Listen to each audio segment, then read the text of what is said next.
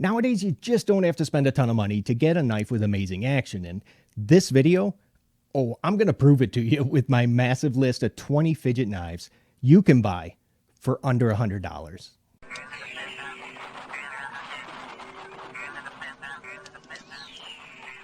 As usual, the links to buy and coupon codes will all be listed for you down in the description. Now, a knife with great action that costs under $100 is just simply not enough to make this list, because to me, a true fidget knife, it has to have at least more than one opening option, like this CJRB. All right, let's get things moving with, how about number 20? I've got from O Knife, this is the Splint. This is one of the few fidget knives on this list that has 3 different opening options. So we got the standard flipper at the top, and of course the thumb hole. And it is, this is a little knife, but man, does it have like big boy action. And I went ahead and tried out the more expensive titanium frame lock version, and that didn't work out so well for me, because the slightest amount of pressure that you put on the lock bar, the blade wouldn't fire, which that's kind of a big problem for a knife this small, because where in the heck are you supposed to rest your fingers when you're trying to open that clip point blade? Next up at 19 is going to be a Kooby. This is the Royal KU321. Now, to be honest with you, I rarely use that front flipper to open this blade, because this thing is just so dang fun to spidey flick open. So I would just rather do that all day long. And I love this blade because it has a shape that you really just don't see every day. 18. It's going to be a Cevivi. This is the Keen Nadder. All right, look, I'm not the biggest fan of Tanto or recurve blades yet. This knife actually has both. So the fact that it even appears on this list, man, that's got to tell you how good of a fidget knife, oh my, that this actually is. And I think that the N690 blade steel, I really think that was an interesting choice, because that's a steel that Cevivi, they just don't usually use it. Sitting at number 17, I've got the Prolix from Ferrum Forge. Now, I held off on buying this thing for a while, because I was thinking that it might be too small for my medium-sized hands. I'm really glad I changed my mind, because I think that it really is a good size, and that forward finger choil, it really does make a huge difference. And if they ever decided to go ahead and make a larger version of it, oh man, I would just be all over that thing.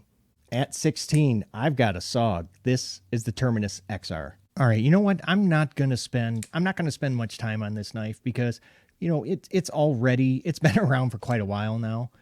Now, whether you love this knife or not, you got to admit it is kind of special. I mean, it's an incredible value for $85 for an S35 VN blade. Now, not only does this have the 3 opening options, the flipper, the lock, and the thumb studs, but it is also fully ambidextrous. I love that. Number 15 is going to be another Cevivi. This is the Riffle. Now, this specific one with the Damascus blade and the sandalwood scales is by far my favorite version. I mean, look at it. I mean, it looks so good.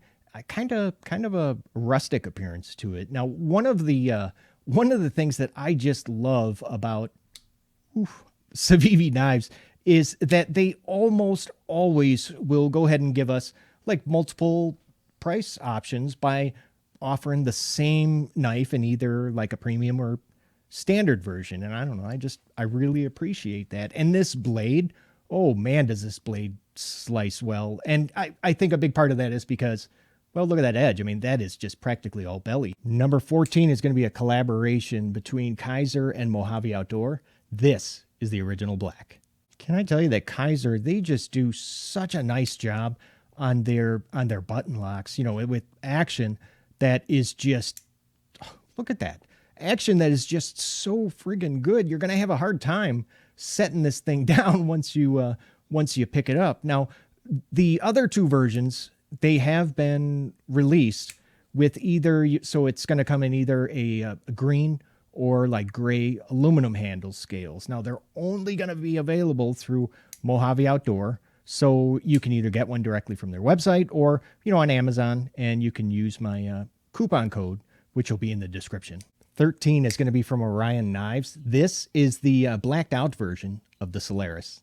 Now, my buddy David over at Blade Banner was kind enough to go ahead and hook me up with one of his blacked out versions. And it is, it's just like the original, except, well, it's got the black wash blade and all the hardware is going to be black. Yeah, even that pocket clip. There's going to be blue pivot collars and a blue backspacer, which I think is a nice kind of contrast. Now, I don't know. I think this blade looks really, really good in black, and I don't know why, but it almost kind of looks thinner, even though it's not. In the 12 spot, I got a Ferrum Forge. This is the Stinger. So, have you seen the new version of this knife? Because I guess it is now a frame lock with titanium scales, but it does have the exact same Nitro V blade for like $175.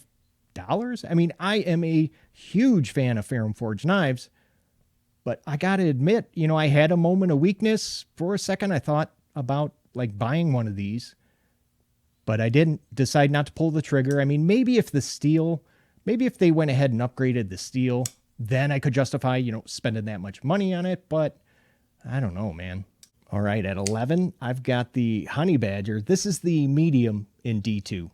Not much more than I can say about this, which hasn't already been said, because, well, it's a very popular budget knife because of the multiple opening options using either the thumb hole or the flipper tab. And the action, did you see it, is just friggin' out of this world. I mean, it takes like barely a shake, and it does kind of have kind of unique FRN handle scales with the that honeycomb like hexagon texture, and it really does help out with the grip. Now, unfortunately, I've noticed that that Honey Badger, they're starting to do the same thing as Cevivi with the prices, and they are just like slowly starting to creep up there. Number 10 is going to be a button lock from Cevivi.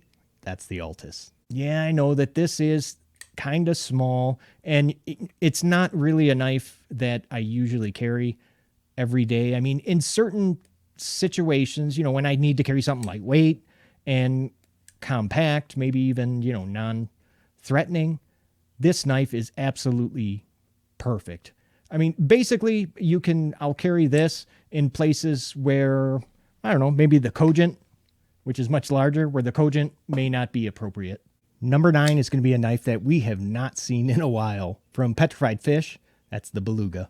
This is probably one of like my all-time favorite front flippers, which is saying a lot because it really hasn't been around all that long. Now, did you know that there's a mini version of this Beluga? Yeah, I just recently found it on Amazon, and the model number is PFP01X, as in X-ray. I'll be sure to go ahead and put the link. But now it's a 3-inch 14C28N Sandvik steel blade instead of the K110 that you see here on this full-size version. So yeah, I already ordered one. Number 8 is going to be a front flipper from Cevivi. It's the Imperium.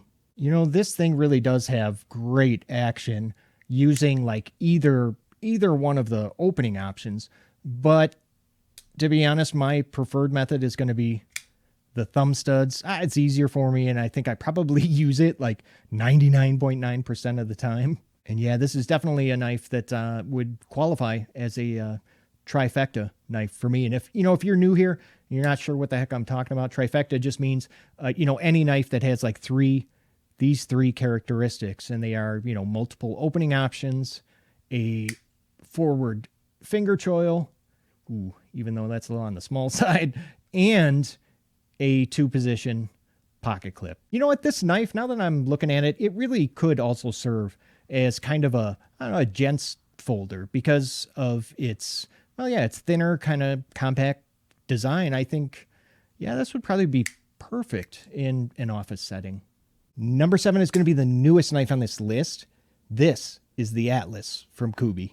This is quickly becoming a favorite of mine. And once you see the action, you will totally understand why. But you can see it's got the 3 different opening options. So the flipper, thumb hole, and you can even go ahead and use, that fuller is exposed enough to even open it that way. Now, I was totally expecting this to have like D2 blade steel, but it was really nice to see that 14C, 28N Sandvik, because, well, sometimes when D2 can get like little, like tiny microchips in it, when that edge is, sort of ground too thin. But the action here, watch this,